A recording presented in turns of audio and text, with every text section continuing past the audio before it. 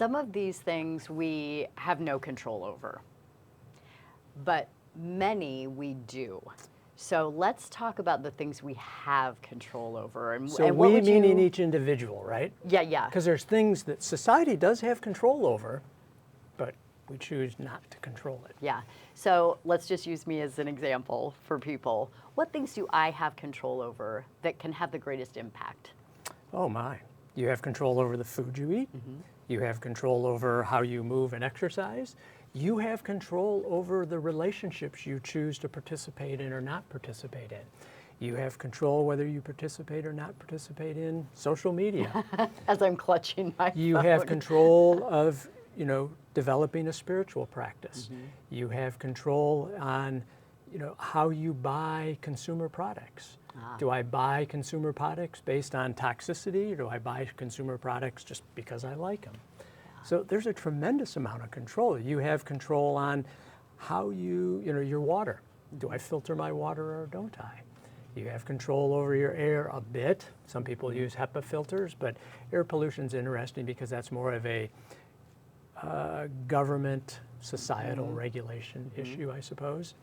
One of the biggest issues, though, and this is, do people have control over this or not? Where they are socioeconomically.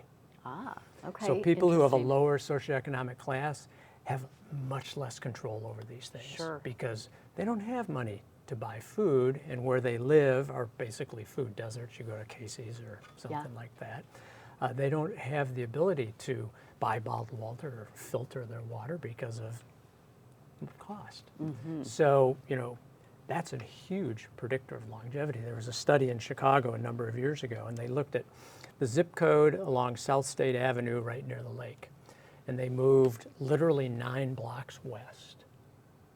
And the difference in life expectancy was almost 9 years. Wow. Because and these that's people on South State socioeconomic. Street near the lake had money. Yeah. These people were some of the poorest in the Chicago area. So their exposures were much more toxic than these exposures. And those toxicities were food. They can't move and exercise safely because they can't go out in their neighborhoods safely.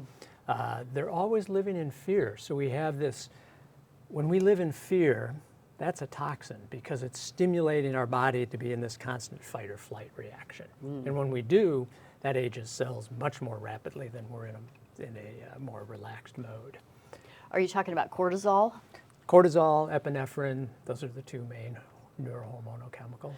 The more of that that's surging through our bodies, it's helpful. I mean, we're wired to be able to run fast if we need to get away from something, or to know that something is dangerous, but you can't be in that state all the time. Majority of the time. So you're living in an area of Chicago where there's lots of gang violence.